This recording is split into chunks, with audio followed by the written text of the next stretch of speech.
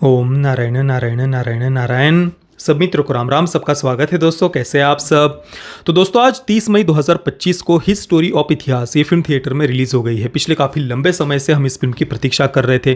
करीब एक महीने पहले इसके ट्रेलर को रिलीज़ किया गया था, तब भी हमने ट्रेलर पर भी चर्चा की थी। और अभी 4 दिन पहले ही फिल्म के जो मुख्य कलाकार है सुबोध भावे और फिल्म के जो डायरेक्टर है मनप्रीत सिंह धामी, हमने उनके साथ में हमारे मुख्य चैनल प्रतीक बोराडे पर चर्चा भी की थी। वो इंटरव्यू अगर आपने नहीं देखा है तो उसे अवश्य अवश्य देखना। तो आज बहुत ही ज़्यादा उत्सुकता के साथ में मैं फिल्म देखने के लिए गया था। अभी जस्ट मैं फिल्म देख करके घर पर ही आया हूँ। एक तो एक ही शो हमारे यहाँ पर लगा था, वो भी बिल्कुल दोपहर का शो था, इसी कारण से इतनी देर हो गई इस फिल्म का रिव्यू करने में। तो देखिए, सबसे पहले तो मैं आप सभी मित्रों से यही कहूँगा कि जो भी आप अभी काम कर रहे हो सब छोड़ दीजिए, और सबसे पहले मैं प्रार्थना करता हूँ आप सभी मित्रों से, इस फिल्म के टिकट्स आप बुक करिए। इसको आप बिल्कुल भी मिस नहीं कर सकते। और मैं इसमें बिल्कुल भी कोई अतिशयोक्ति नहीं कर रहा, कुछ भी मैं एक्सजेरेट नहीं कर रहा। ये वो फिल्म है जिसे आप किसी भी कीमत पर बिल्कुल भी मिस नहीं कर सकते। और इस फिल्म को आपको अपने पूरे परिवार और विशेषतः बच्चों के साथ में अवश्य अवश्य देखना चाहिए। और फिल्म में जो बातें बताई गई हैं, जो कही गई बातें हैं, उन्हें आप अपने बच्चों को समझाइए, बताइए, परिवार में इसके बारे में चर्चा करिए। मैं इस फिल्म को, इसे तो मैं फिल्म कहूँगा ही नहीं, इसे हम एक क्रांति कह सकते हैं, रिवॉल्यूशन कह सकते हैं। सही मायने में रिवॉल्यूशन इस फिल्म को कह सकते हैं। ये फिल्म कुछ ऐसी धारणाओं पर आघात करती है जो एक नरेटिव बना करके रखा गया था ना ब्रिटिशों के द्वारा। उसके बाद में स्वतंत्रता के बाद में कुछ ऐसी बातों पर, कुछ ऐसी मनगढ़ंत धारणाओं पर जिनको थोपा गया था, भारत पर ज़बरदस्ती थोपा गया था एक विशिष्ट इकोसिस्टम के द्वारा, उनके मूल पर, उनकी जड़ पर यह फिल्म आघात करती है। देखिए, बहुत सारे अलग अलग विषयों पर चर्चा होती है कि ये समस्या है, वो प्रॉब्लम है, लेफ्ट का इकोसिस्टम ऐसा है, उन्होंने ये किया हुआ, वो किया हुआ, सब कुछ हम कई बार कई अलग अलग विषयों पर चर्चा करते हैं। परंतु उन सारी समस्याओं की जड़ कहाँ है, उन सारी समस्याओं का मूल कहाँ है, उस मूल पर, उस जड़ पर यह फिल्म आघात करती है। और वो सबसे ज़्यादा आवश्यक है। मैं आपको शब्दों में बता नहीं सकता कि मैंने क्या फील किया है फिल्म देखते हुए। मैं सच में कह रहा हूं कि ये रिवॉल्यूशन है भाई। ये फिल्म आप किसी भी कीमत पर मिस नहीं कर सकते। अपने पूरे परिवार, हो सके तो 10-12 और कुछ बच्चों को साथ में लेकर के जाइए। ये सेवा हो जाएगी सही मायने में। जो एक मिशनरियों का नैरेटिव था, जो ब्रिटिशों के समय जो एक हमारी गुरुकुल शिक्षा व्यवस्था को समाप्त करके जो अंग्रेजी शिक्षा व्यवस्था शुरू की गई, उस समय जो बहुत सारी ऐसी मनगढ़ंत बातों को हमारे एजुकेशन सिस्टम के माध्यम से हमें, हमारे दिमाग में डाला गया, उन सारी बातों को फैक्ट्स के आधार पर, तथ्यों के आधार पर ये फिल्म काउंटर करती है। और मैं तो कहता हूँ कि किसी वामपंथी में, किसी वोक में, किसी लिबरल में, किसी सेक्युलर में इतनी हिम्मत नहीं होगी कि वो इस फिल्म में बताए गए फैक्ट्स को काउंटर करके दिखाए। हो ही नहीं सकता, संभव ही नहीं है। कुछ ऐसी बातें, कुछ ऐसे फैक्ट्स फिल्म में बताए गए हैं। और विश्वास करिए, इस फिल्म पर कोई बात नहीं करेगा, कोई चर्चा नहीं करेगा। क्यों? क्योंकि इस फिल्म को काउंटर नहीं कर सकते। इस फिल्म में बताया गया किसी एक तथ्य को भी वो झूठा नहीं सिद्ध कर सकते। विशेषतः फिल्म का जो सेकंड हाफ था, सेकंड हाफ में भी जो फिल्म की मतलब पूरी की पूरी फिल्म ही मुझे पसंद आई, परंतु एंडिंग में ना जो डिस्कशन हो रही है, सुबोध भावे उनका जो मुख्य पात्र है वे, और सामने जो वामपंथी इतिहासकार, हिस्टोरियंस जिनको कहा जाता है, हिस्टोरियंस तो नहीं कह सकते, जिन्होंने इतिहास को तोड़ मरोड़ कर हमारे सामने प्रस्तुत किया, मनगढ़ंत, काल्पनिक, झूठी मनगढ़ंत बातें। जब सुबोध भावे जी का पात्र वहाँ पर तथ्यों पर तथ्य रखते जा रहे थे ना भाई, क्या गजब। मैं जब उन्होंने रवांडा जेनोसाइड के बारे में बात की, वहाँ पर किस प्रकार से सेम नैरेटिव जो यहाँ पर ब्रिटिशों ने एक जातिवाद का जहर घोला ना, सेम बातें उन्होंने रवांडा में भी की थी। उसके कारण 1994 में वहाँ पर किस प्रकार से यही समाज को अलग अलग वर्गों में बांट दो, और वहाँ पर जो जेनोसाइड हुआ था उसका जब उल्लेख किया जाता है, उसके बाद में ये भी बताया जाता है कि पोप के द्वारा कैसे उन सब बातों के लिए माफ़ी मांगी गई। उसके बाद में उन सामने बैठे हुए वामपंथी इतिहासकारों का चेहरा देखने जैसा था। वो कैसे छटपटा रहे थे पर कुछ बोल नहीं पा रहे थे। बस यही टिपिकल सी बातें जो ज़्यादातर वोक और लिबरल्स करते रहते हैं। हमारे भी वीडियो के नीचे कमेंट सेक्शन में ले देकर उनके पास में एक ही बोलने के लिए बात होती है कि भाई तुम कम्युनल हो, तुम सांप्रदायिक हो। बस यही बातें उनके लिए बोलने के लिए होती है। जैसे कि जो हिस्ट्री की पुस्तकों में कुछ मनगढ़ंत बातें बोली जाती कि भाई यहाँ पर दास्य प्रथा थी, गुलामी की प्रथा थी। बिल्कुल अनर्गल बात, कहीं पर उसका कोई है ही नहीं, कहीं पर कोई रेफरेंस नहीं, कुछ नहीं, कुछ भी अपने मन से डाली गई बातें। और उसके लिए क्या रेफरेंस दिया, ऋग्वेद का एक श्लोक वो लेकर के आया, उसको भी गलत तरीके से ट्रांसलेट किया हुआ है। अब उस श्लोक का सही अर्थ जब सुबोध भावे बताते हैं, उसके बाद सामने बैठे वामपंथी इतिहासकारों का मुंह बंद हो जाता है। और उसके आगे जा करके फिर सुबोध भावे जो बताते हैं ना कि तुम इतिहास की पुस्तकों में बता रहे हो हिंदू संस्कृति को ये गुलामी की, दास्य प्रथा के साथ में तुम जोड़ करके बता रहे हो, बिल्कुल बिना तथ्यों के आधार पर, झूठे ट्रांसलेशन के आधार पर, और साथ में ये बता रहे हो कि क्रिश्चियनिटी और इस्लाम ने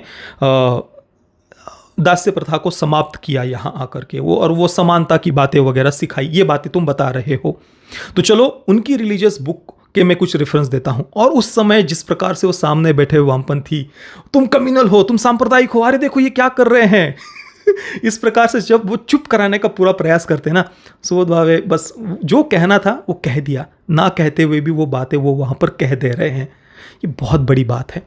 और ये जो कहते हैं ना कि भाई क्या फर्क पड़ जाता है, क्यों पास्ट में जी रहे हो, क्यों भूतकाल में जा रहे हो, पर उन्हीं बातों के परिणाम आज देख लीजिए।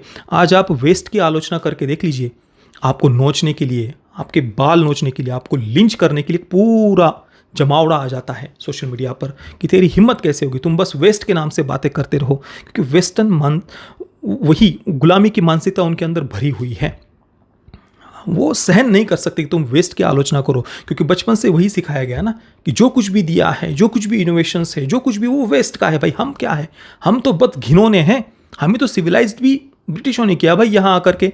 इन सारी कपोल कल्पित बातों को जिस प्रकार से फिल्में ध्वस्त किया, मैं तो सुबोध भावे जी और फिल्म के डायरेक्टर मनप्रीत सिंह धामी, मैं सीरियसली उनको नमन करना चाहता हूँ, सैल्यूट करना चाहता हूँ। योगेंद्र टिकू जी वो भी इसमें मुख्य भूमिका में है, उनका भी पात्र बहुत प्यारा था, बहुत बढ़िया। वो भी एंडिंग में आकर के जो फैक्ट्स बता रहे हैं, जो तथ्य बता रहे हैं ना, कोई काउंटर नहीं कर सकता भाई उन बातों को। एक के बाद एक जो बातें बताई जा रही है, सती कुप्रथा को लेकर के जो झूठ यहाँ पर फैलाया गया, और स्पष्ट रूप से ये फिल्म में डायलॉग डाल करके बोला गया कि मिशनरीज ब्रिटिश यहाँ पर कॉलोनियल पावर्स जो यहाँ पर एक गुलामी की मानसिकता बना करके रखना चाहते थे, जो एजुकेशन सिस्टम के माध्यम से जो झूठ फैलाना चाहते थे, तो उन बातों को फैलाने में जिन्होंने मदद की, ब्रिटिशों ने किस प्रकार से उनको एक प्रकार से बख्शीश दी। तो सोशल रिफॉर्मर्स वगैरह बनाया गया, जो कुछ भी है। तो राजा राम मोहन रॉय, उनके बारे में जो बातें फिल्म में कही गई है, देश को एक ईसाई राष्ट्र बनाने की कैसे इच्छा थी, ये बात भी वो बता रहे हैं। और वो सब बातें तथ्यों के आधार पर, फैक्ट्स के आधार पर फिल्म में बताई गई है। आप फिल्म में छोटी छोटी बातों पर, बारीकियों पर ध्यान देना, जो न्यूज़पेपर की कटिंग्स दिखाई गई है, बैकग्राउंड में न्यूज़ चैनल्स पर जो बातें बताई जा रही है, जो न्यूज़ रिपोर्टिंग हो रही है, उन छोटी छोटी बातों को आप सुनना। जो स्क्रीन पर कहीं पर भी कुछ लिखा जा रहा है, या जो ईमेल वगैरह भेजे जा रहे हैं, या न्यूज़पेपर की जो कटिंग्स है, या जो पुस्तक हाथ में रखे हुए हैं अलग अलग पात्रों के, उन छोटी छोटी डिटेल्स पर आप ध्यान देना। और ये सब कुछ जो कहते हैं ना कि पास्ट में क्यों घूम रहे हो, भविष्य की बातें करो। ये भविष्य मिटाने के लिए तो पास्ट को बदला जा रहा है, तोड़ा मरोड़ा जा रहा है। अगर तुम्हें पास्ट से कोई लेना देना ही नहीं, तो फिर पास्ट को तोड़ मरोड़ क्यों रहे हो, क्यों झूठ पढ़ा रहे हो? क्योंकि तुम भी जानते हो कि पास्ट को तोड़ेंगे मरोड़ेंगे तभी तो हिंदुओं का कल्चरल जेनोसाइड करने में सफलता मिलेगी। और ये बातें किस हद तक असर करती है। एक बच्चा जो अपनी ही सभ्यता से, अपनी ही पहचान से कैसे हेट करने लगता है, अपने ही घर में बैठे हुए जो ग्रंथ है, वेद है, उनको कैसे चंद रुपयों के लिए वो बाहर जाकर के बेच दे रहा है कबाड़ी वाले के पास में, और उससे आने वाली कुछ चंद पैसों से लेकर के गले में वो क्रॉस डाल रहा है। ये किस प्रकार से आप अंदर से कैसे, जैसे कि मैकॉले ने बात कही थी, उसका भी उल्लेख फिल्म में उन्होंने किया हुआ है। मैकॉले ने जो बात कही थी कि ये जो एजुकेशन सिस्टम हम यहाँ पर लागू कर रहे हैं, इससे ये भारतीय, बाहर से तो भारतीय दिखेंगे रंग से आदि, पर अंदर से पूरी तरीके से कन्वर्ट हो चुके होंगे। इनका खान पान का तरीका, बोलचाल का तरीका, सब कुछ वो कन्वर्ट हो चुके होंगे। तो यहाँ पर हम केवल हिंसा के माध्यम से इनकी सभ्यता को समाप्त नहीं कर सकते, वो हम एजुकेशन के माध्यम से, शिक्षा के माध्यम से कर सकते हैं। और उसी कारण से ये अंग्रेजी शिक्षा व्यवस्था शुरू की गई थी, और दुर्भाग्यवश स्वतंत्रता के बाद में उसी नैरेटिव को कंटिन्यू किया गया। अंग्रेज़ों ने उन्हीं के हाथ में पावर ट्रांसफ़र की जो उनकी मान्यताओं में, अंग्रेज़ों के नैरेटिव में विश्वास करते थे या उसको आगे बढ़ा सकते थे। ये सारी बातें फिल्म में बताई गई है। मैं तो सीरियसली फिर से एक बार सुबोध भावे जी, फिल्म के जो डायरेक्टर हैं मनप्रीत सिंह धामी जी, उनको मैं हृदय से भाई धन्यवाद करता हूँ, उनको नमन करता हूँ। बहुत बहुत बड़ा कार्य किया है उन्होंने। ये एक ऐसी फिल्म है जो आने वाले कई दशकों तक बच्चों को दिखाएंगे पेरेंट्स। ये सही मायने में क्रांति है, सही मायने में ये रिवॉल्यूशन है। इसको आप किसी भी कीमत पर मिस नहीं कर सकते। फिल्म के एंडिंग में मेरे दोनों ही आंखों से अश्रु बह रहे थे, मैं रोक नहीं पा रहा था अपने आप को। मैं इतना भावुक था, इतनी प्रसन्नता थी कि ये सच में मैं बड़ी स्क्रीन पर देख रहा हूँ, ये कैसे संभव हो गया। मतलब आज तक इस विषय पर किसी ने चर्चा नहीं की भाई, कि हमारे देश की जो समस्या है ना, उसके पीछे का उसकी जो जड़ है, वो पूरा ये मिशनरियों का इकोसिस्टम, जो मिशनरियों के माध्यम से यहाँ पर ब्रिटिशों के समय जो एक नैरेटिव चलाया गया हमें बांटने के लिए, हमें गुलामी की मानसिकता हमारे अंदर भरने के लिए, उस बात पर ये फिल्म चोट करती है। जो मूल समस्या है, जो जड़ है ना, वहाँ पर ये फिल्म आघात करती है, और ये इसकी सबसे बड़ी ताकत है। और वो भी इतने बढ़िया तरीके से, technically extremely well made film, बहुत सूक्ष्मता से, बारीकी से एक एक कैरेक्टर को लिखा है, उसको उन्होंने आगे जाकर के डेवलप किया है। धीरे धीरे उन कैरेक्टर्स में होने वाले बदलाव को वो दिखा रहे हैं। बहुत सूक्ष्मता से, बहुत बारीकी से मनप्रीत सिंह धामी उन्होंने फिल्म पर काम किया है, इसमें तो कोई संदेह नहीं। सिंसियरली बनाई गई फिल्म है, बहुत ज़्यादा सिंसियरली। और इसी कारण से आप देखिए, इस फिल्म पर पूरा लेफ्ट का इकोसिस्टम चुप है। अभी मैं आकर के मैंने गूगल पर सर्च किया, अभी तक किसी मीडिया प्लेटफॉर्म ने इस फिल्म का रिव्यू तक नहीं किया। सीरियसली, रिव्यू तक नहीं किया। क्यों भाई, करो ना, फिल्म के फैक्ट्स को काउंटर करके दिखाओ, इसके तथ्यों को गलत सिद्ध करके दिखाओ। नहीं कर सकते, नहीं कर सकते। ये ताकत है इस फिल्म की। इसी कारण से सब चुप्पी बना करके बैठे हैं। आप देखिए इस फिल्म के ऊपर। मैं आप सभी मित्रों से प्रार्थना करता हूं दोस्तों, इस फिल्म को आप बिल्कुल भी मिस मत करना, किसी भी कीमत पर मिस मत करना। इसे अवश्य देखना। मैं हिट स्टोरी ऑफ इतिहास को दूंगा 10 आउट ऑफ 10 स्टार्स। सवाल ही नहीं उठता भाई कम मार्क्स देने का, तो डिजर्व करती है ये फिल्म 10 में से 10 स्टार्स। पेरेंटल गाइडेंस की कोई आवश्यकता नहीं है। विशेषतः अपने बच्चों के साथ में ही जाइए ये फिल्म देखने के लिए। मैं जानता हूँ बहुत कम स्क्रीन्स मिली हुई है, परंतु यह मैं कहूँगा हमारा कर्तव्य है कि हम ऐसी फिल्म को, ऐसे कंटेंट को सपोर्ट करें। बाकी जिन मित्रों ने इस फिल्म को देख लिया है, आपका अनुभव कैसा रहा मुझे आप नीचे कमेंट में अवश्य बताना। ये वीडियो देखने के लिए आप सभी मित्रों का बहुत बहुत धन्यवाद। जय श्री राम, वंदे मातरम।